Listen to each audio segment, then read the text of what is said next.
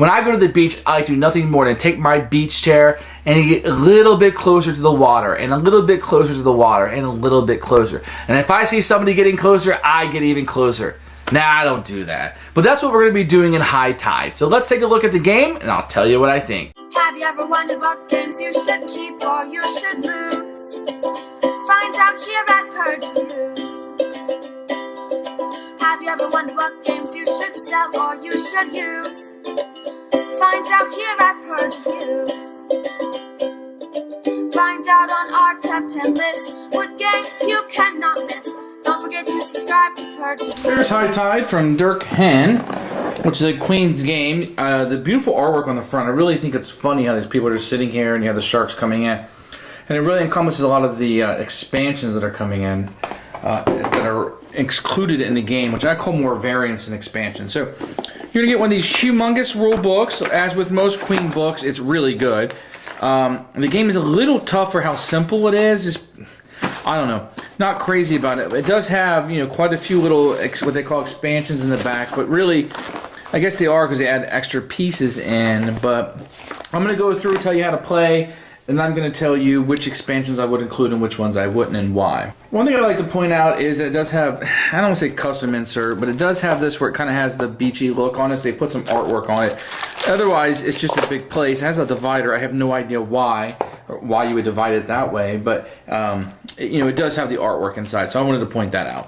Okay, I'm going to try to give you a wide view of this. So the game is going to end when one of your deck chairs moves all the way up and hits the ocean, and you'll see some ocean tiles that will come out. If that doesn't happen within 6 rounds, and you play 6 rounds, and the game will end. The players can trigger the game to end early, and you may or may not want to do that based on if you believe that you're winning the game or not. The main mechanism of the game is you're going to have this bag with these dice in it. On your turn, you will pull 2 random dice out, you will roll the dice, and then you will set them up here on these dice spaces. You will always put the higher dice on the left space. If you do not like those dice and you don't want to play those for whatever reason, then you can draw 2 more, and then you would roll these dice, and you can put these out. They're the same number, then you can place them out. If you don't like those, you can roll 2 more. It's just random that they came out the same color, and you can either place these here or take those. So let's say I wanted to take this. It's very easy. I would take the orange place because I rolled orange and black and orange 3. I would move the orange up 1, 2, 3 spots, and I'd move the black up 2 spots. And then I would set these over here in the dice pool. Get it? Dice pool because of the swimming pool. And then the next player would go. They can either choose the dice that are available or they can roll new ones. Now, if another player were to roll and they were to come on the same space as you, they would go to the left, because whoever's furthest most to the left got there first, and it's considered ahead of the person to the right. As the game progresses, there will be, these dice will be taken, and you'll be left with a set of dice. But then you're set with a set of dice here, then you would take the bigger set, in this case white, you would take the bigger area of ocean and you would set it up here, and the smaller one would get a smaller set, in this case blue, and that would make the ocean get a little bit closer to where you are. Remember, if your deck pool ever hits the water, the game will end. Now, these have umbrellas, have numbers on these. These are just to give you hints of how far along that you are. So if you're supposed to bring up 7, you just go 5, 6, 7. They're just for easy counting. At the end of the round, you take all the dice that you utilize from the dice pool. You take this dice that's here, you put them back in the bag.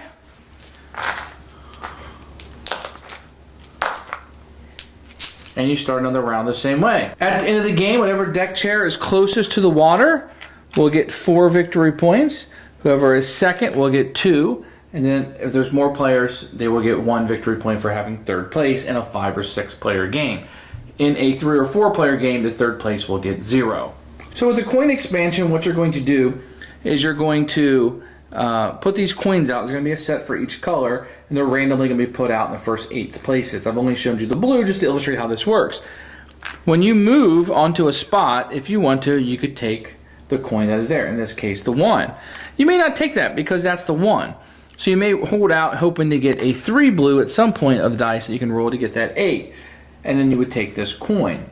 Whoever, at the end of the game, remember there's 1 for each color, you add up all the coins. Whoever has the most coins gets 4 victory points. Second gets 2, and then a 5 or 6 players 3. So this is like having an extra area to score. I really like the coins. I feel like the base game is way too simple, and the coins add a lot of depth, or some depth, without adding a lot of complexity to the game. I feel like this should have been part of the base game. I really like it, and I highly, highly recommend you adding this in even on your first playthrough. So the next little expansion is the Shark Expansion. It's very easy. You have a bunch of tiles with different colors on them, which represents each of the areas of the board, and you'll have a lookout for the sharks. If you look, it's really cute. That looks like the binoculars looking at the shark there. What you'll do on a turn is you will flip over the top one. You can see it's blue. Then you flip over the top shark, and it tells you how many spaces you'll move back. So whoever's in front in the blue will move back 1, 2 spaces, and you will occupy that. Now, this part of it will come out of the game. The colors will get shuffled back in, and at the end of the next round, you'll flip over another color. Could have been blue, orange, and then whoever's in the lead in orange will go back. This does add a little bit of a random effect to the game. It will pull people back who are in the lead. It adds a little strategic depth into the fact that you may not want to be in the lead if it's close, knowing that a shark may come up. So it will kind of bang the leader and bring people back. It is random. It's 100% random. You don't know what's going to come up because you can't eliminate colors because the colors get put back in, although these shark tiles do get pulled out because there's only so many for the game. You never know what color is going to come up. So there's a little bit of randomness, which is fine. The game is lined up to handle it. I like to play with the sharks. I think it has a really theme to the game, and I play with it every time, even though it will add a little bit of random and chaos to the game. Here is the Surfer Expansion. Very easy. These come in each of the colors available. They'll be shuffled up and given out randomly at the beginning of the game. And you know that this surfer is yours. So let's say you get the blue one. If you're able to get your deck into the water, then you are the surfer, and you will get 6 points for doing so. You will get nothing if you don't. But if you don't leave the building at all, you can get 2 victory points. So this can really direct some of your strategy. Do you choose that blue and try to push him up to the water, thus ending the game, or do you leave him back knowing you're going to get 2 victory points immediately?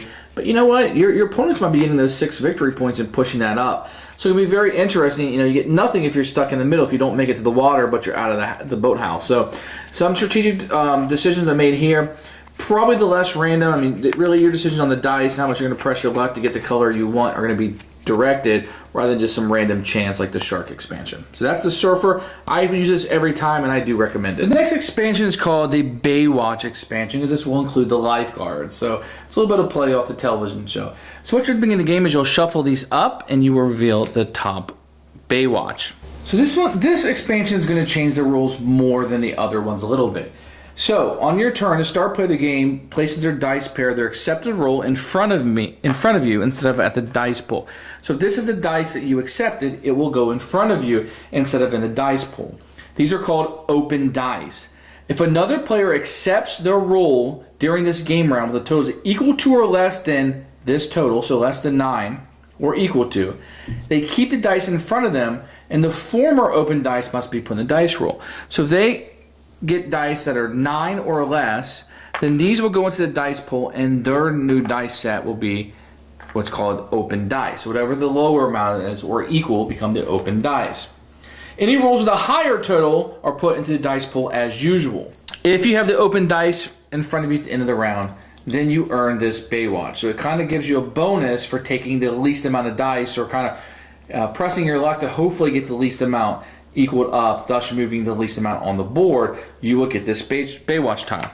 At the end of the round, a new one will be revealed, and the same thing will occur for the next round. At the end of the game, when there's only one left, you, instead of taking the tile, because obviously you won't be able to use the power next turn, it will be worth 1 victory point. So each of these Baywatch tiles are going to be used one time. I'm going to go through each one and show you how it's used.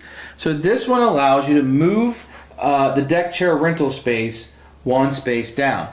So you'll be able to use this marker that you used in the game, move it down, and allows you to put more dice on there if you don't like what you have. Just before another player's turn, the player may place their own towel on top of the pile and perform their turn immediately.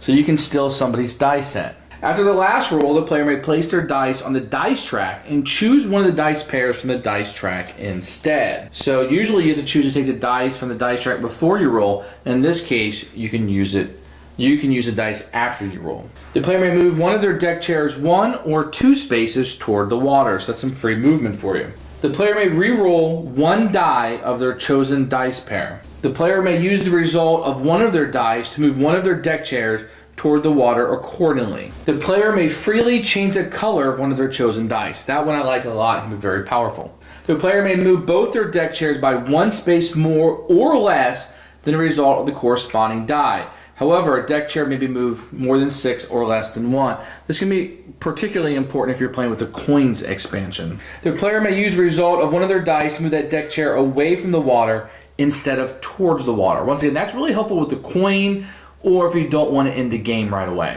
Now, this is probably the most complicated of the expansions.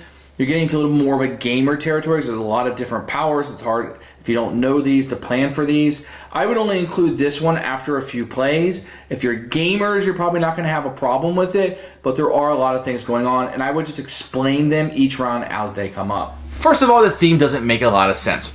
Why do I want my chair to be ever so closer to the water? And then when I get to the water, it triggers the end of the game. So be it. The theme could be anything, right? We could just be moving closer, inching closer to anything. It could even have a war theme, perhaps. I don't know. But so the theme, while appreciated and new and fresh even, it probably doesn't fit the mechanisms very well. So let's get past that. You just kind of know that going in. Now, this is a family level game. And the game comes with a bunch of expansions. So first I want to talk about the base game. The base game is really simple. I'm not even sure there's too much of a game there. I guess there's a little bit of your pressure luck, you're rolling the dice, there's something, but I don't know that it's very good. The game comes alive with some of the expansions. With that said, if you used even the perfect combination of the expansions, I'm not sure this is a very good game or a great game. It might just be in the meh or good category. With that said, some of the expansions really do help the game. Like the coins, I think I would play with that every single time. Strategically, the coins add a lot. It also gives you a reason to be suboptimal in your moves, to be optimal because you want the coin, right? Otherwise, you might just want to move the furthest down the line. In addition, I like the shark. Even though the shark expansion adds a lot of luck into the game, perhaps, I do like that aspect. I really think it's cool. It adds a little bit more theme to the game, which this game needs. The Baywatch, I think, might complicate a little bit more. I think that might be a little bit more for more serious gamers or people who played the game a lot. But I do like the addition of some of the expansions. Now, do I recommend this game? Right now, this game currently is pretty cheap on Amazon. And I think for the price, that's well worth it, and you're going to get your money's worth. As a $50 or $60 game, this game's not going to hold up very well. But if you have younger kids, maybe 8+, this would be a great little family game, something they could truly understand, start understanding some of these mechanisms. And I think if the game had been pushed more as a children's game or a very light family game, I think it may have had more success, although I don't know how much success it had or did not have. This is a very great and famous designer, the designer of Alhambra. So it does have a pedigree to the game. I just felt like maybe they didn't know where to go with the game, so they made everything modular, which I do enjoy about this, but I wish there had been like a recommended, use these expansions if you want this type of game with less luck, and this one if you want more luck, or this one if you want more strategic decisions. I just kind of had to figure out what I liked on my own, which can be a huge plus for this game. So your playing style may be different than mine, your group's playing style may be different, and this game does give you some options to go down different paths and kind of customize it for what you want it to be. With that said, I don't see a whole lot of grown-ups sitting around playing this game constantly. There may not be enough there, but there is a place in a family collection for this game. I think it holds up that way. I'm going to keep it because I have younger kids who are starting to actually grow into games of this weight. So in my case, I think it will fit into my collection. If you're a gamer, pass this one by. If you got some younger ones and you want to play around with them, or some lighter gamers, this is definitely something that can introduce some new mechanisms. High Tide, for me, is a keeper, but a lukewarm keeper and a lukewarm recommendation. Thanks for watching the video. I really appreciate you tuning in. If you liked it, please like it and hit that little subscribe button. That really helps out the channel, lets us know that you're getting the videos that you want. If you agreed or disagree with what I said, feel free to comment below. I'd love to hear what you have to say, and I promise that I will comment back. Thanks for watching, and everybody else, keep playing games.